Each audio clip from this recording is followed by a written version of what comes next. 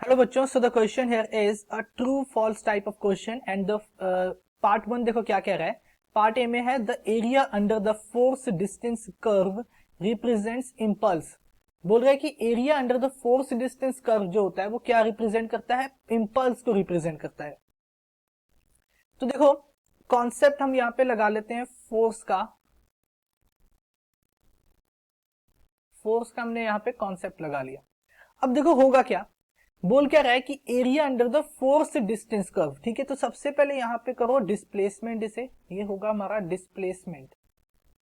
ठीक है, तो ये है मान लो मेरा ए, आप पार्ट ए में ये मान लो मेरा एक कर्व है। ठीक है, इस तरह से कोई मेरा कर्व है, ये है मेरा displacement along the x axis and force है मेरा अलोंग द वाई एक्सिस। तो इसके नीचे का जो कर्व होगा वो क्या रिप्रेजेंट करेगा। तो सबसे पहले तो जो चीज हमारे माइंड में क्लिक करती है on seeing force and displacement, that is work. ठीक है, बिकॉज वर्क को हम क्या लिखते हैं, dot product of force and displacement. It means कि जो area under the force displacement curve होता है दैट रिप्रेजेंट्स वर्क डन। क्या रिप्रेजेंट करता है, वो वर्क डन को रिप्रेजेंट करता है। तो ये स्टेटमेंट हमारी क्या हुई, फॉल्स हुई। इंपल्स को नहीं करता, वो वर्क डन को रिप्रेजेंट करता है। ठीक है, अब बी स्टेटमेंट में चलो, बी क्या कहता है, for positive work done the angle between the force applied and the displacement of an object is 180 degree.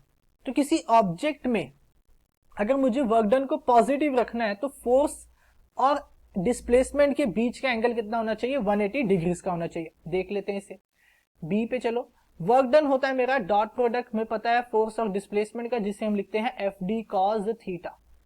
Okay, अब अगर मेरा थीटा क्या है, 180 डिग्री। भाई थीटा क्या है, angle between force and displacement. और उसने बोला कि फोर्स और डिस्प्लेसमेंट के बीच का एंगल कितना है, 180 डिग्री। इट मींस थीटा मेरा क्या है, 180 degree. It means cos theta यानी कॉस 180 डिग्री। कॉस 180 डिग्री मेरा क्या होता है, इट इज इक्वल टू -1। क्या होता है वो, -1 के इक्वल होता है।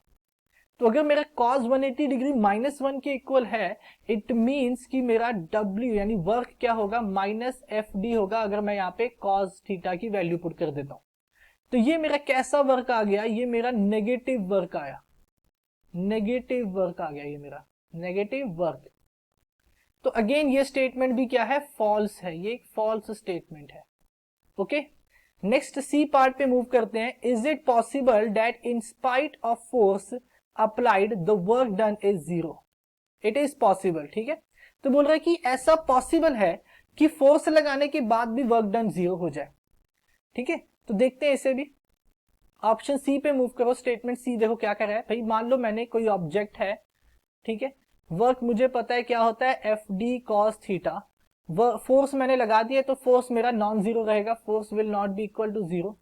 अब मैंने मान लो कोई ऑब्जेक्ट है, इसके ऊपर फोर्स लगा दिया इस डायरेक्शन में, बट ये ऑब्जेक्ट मेरा डिस्प्लेस नहीं हुआ।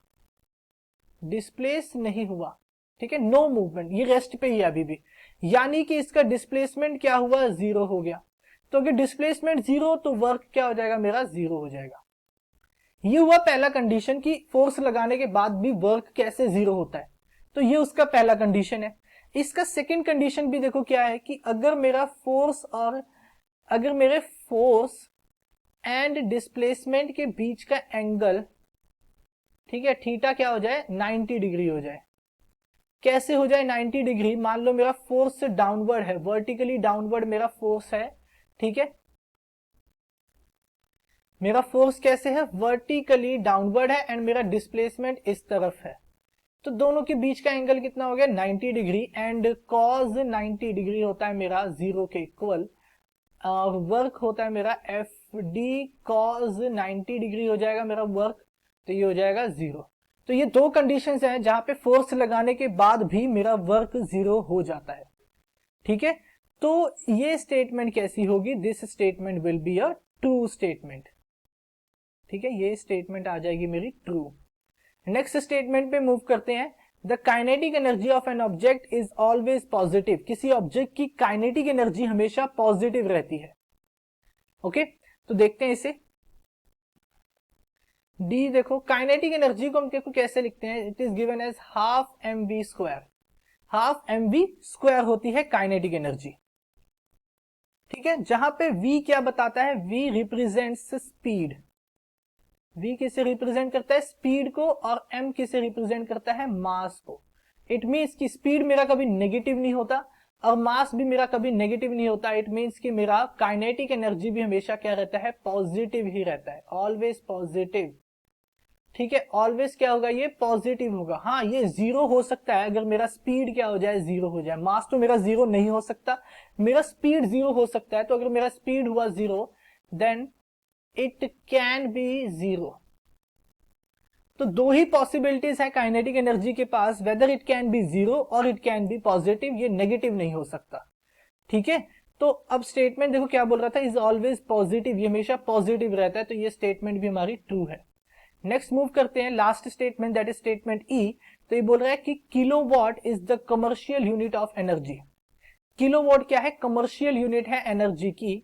तो ये स्टेटमेंट हमारी क्या है, ट्रू स्टेटमेंट है, ट्रू स्टेटमेंट।